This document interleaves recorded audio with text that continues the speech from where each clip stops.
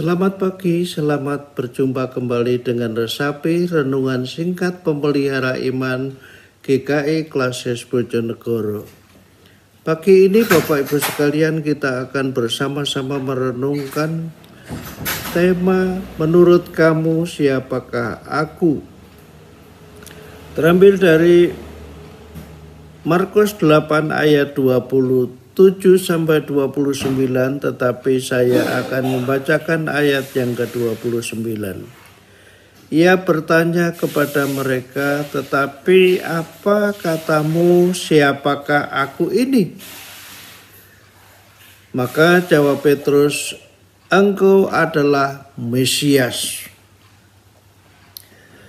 Bapak Ibu Saudara sekalian yang kekasih di dalam Tuhan, seorang pemuda mempunyai 4 orang saudara laki-laki.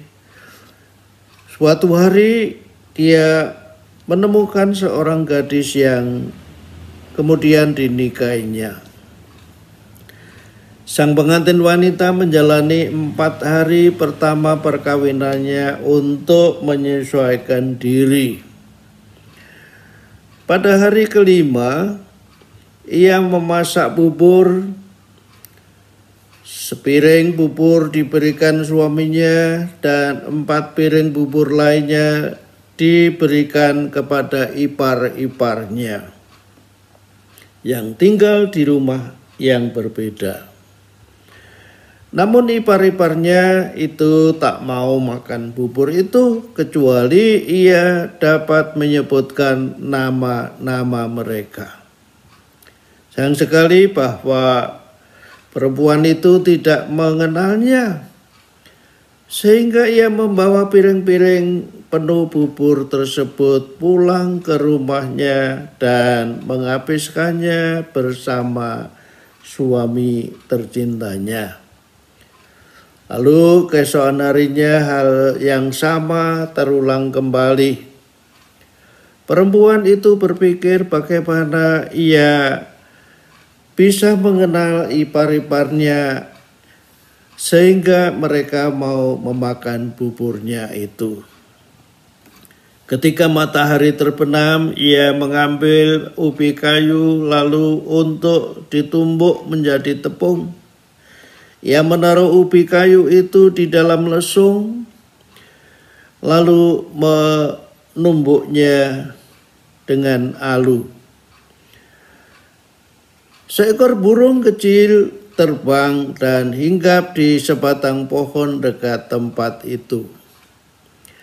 Burung itu mulai bernyanyi dan berkata, "Ipar-iparmu, tidakkah engkau mengenal nama-nama mereka?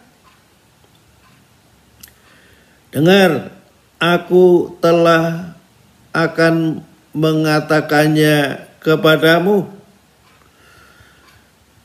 Yang satu bernama Tumba Sikundu, yang lain bernama Tumba Sikundumuna, yang satu lagi bernama Tumba Kaulu, yang lainnya bernama Tumba Kaulu Muna. Dengar, aku telah mengatakannya padamu." Perempuan itu pun menghempaskan alunya ke tanah. Ia memungut sebuah batu untuk menghalau burung itu. "Berisik kamu," katanya. Burung kecil itu pun terbang. Tetapi perempuan itu telah mencatat nama-nama yang disebut burung tadi.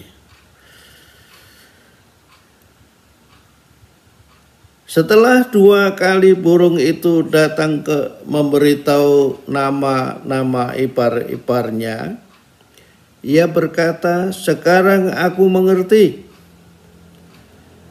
Ketika tepung itu jadi, memasaknya menjadi sepanci bubur dan membawanya kepada ipar-iparnya. Maka mereka berkata, kami akan makan bubur ini kalau engkau dapat menyebutkan nama-nama kami. Lalu perempuan itu pun berkata, yang satu bernama Tumba Sikundu, yang lain bernama Tumba Sikundu Muna, yang satunya lagi bernama Tumba Kaulu, dan yang lain Tumba Kaulu Muna. Ipar-iparnya pun lalu tertawa dan mereka menerima dan memakannya. Itulah cerita rakyat yang disadur dari buku Si Esong, sebutkanlah nama-nama kami. Bapak Ibu sekalian yang kekasih dalam Tuhan, cerita rakyat ini menggambarkan apa yang harus dilakukan oleh seseorang ketika akan terjadi suatu babak baru di dalam kehidupannya. Ketika ia memutuskan untuk masuk dalam suatu situasi atau tempat dengan budaya yang berbeda dengannya. Seperti cerita di atas, sang pengantin perempuan telah masuk ke dalam keluarga suaminya. Ia bukan lagi orang luar, melainkan orang dalam karena sudah memiliki hubungan dengan anggota keluarga lainnya. Ia bukan lagi tamu, tapi sudah menjadi anggota keluarga. Ia bukan lagi orang asing, tetapi sudah menjadi warga setempat. Sebutkan nama-nama kami berkaitan erat dengan hubungan akar-akar budaya Anda dan saya. Berkaitan dengan masa depan, suatu persekutuan yang diperluas, diperkaya, dan diperkuat. Pengantin muda yang tidak dapat menyebutkan nama ipar-iparnya itu merupakan gambaran misi Kristiani yang telah banyak mengecewakan banyak orang dengan jawaban-jawabannya. Pemberitaan tentang siapakah aku menurut kamu tidak bisa terlepas dari budaya lokal di mana penerima berita itu berada.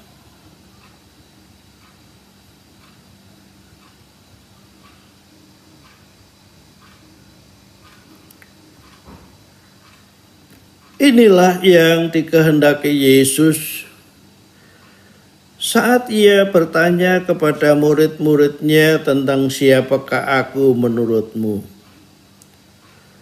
Bukankah di dalam pelayanannya Yesus disibukkan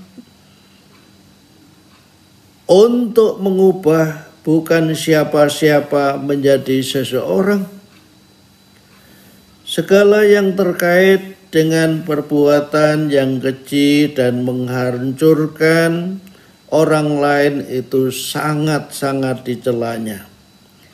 Tetapi ia memberikan pujian kepada kebaikan yang ada di dalam diri setiap orang. Kebaikan hati seperti orang Samaria yang tersisihkan dalam Lukas 10 ayat 30-37.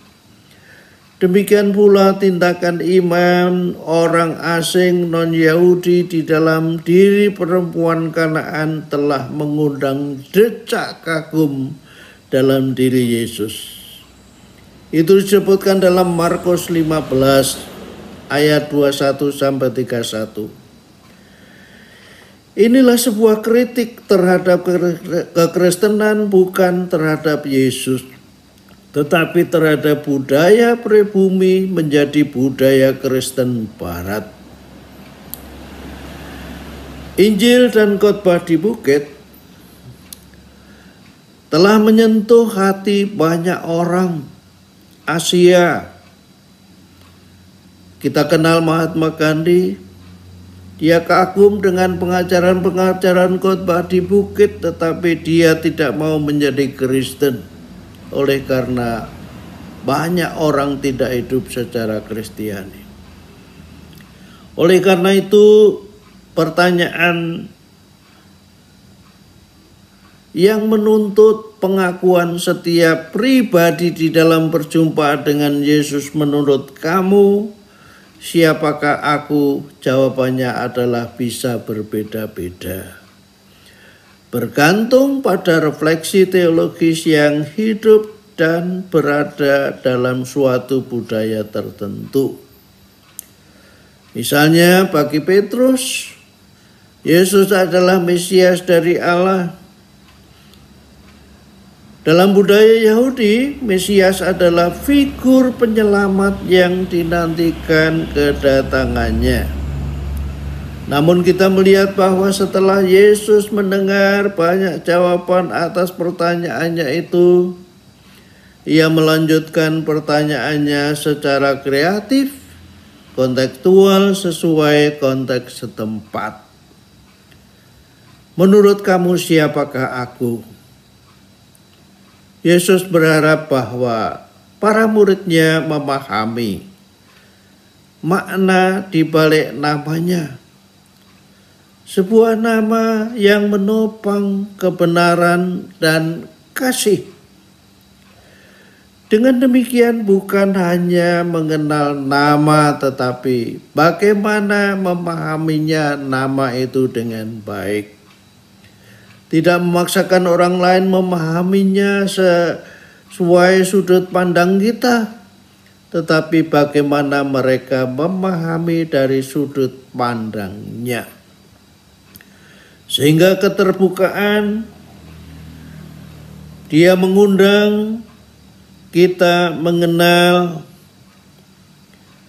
dan memahaminya sebagai figur yang datang untuk menyelamatkan dan menopang kita semua tanpa membedakan latar belakang budaya kita.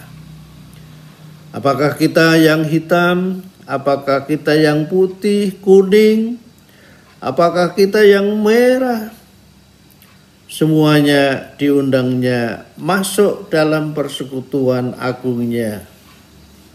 Oleh karena itu, biarlah kita memahaminya dengan baik dan kita menjadi orang-orang yang tinggal di dalam persekutuan agung Kristus tersebut.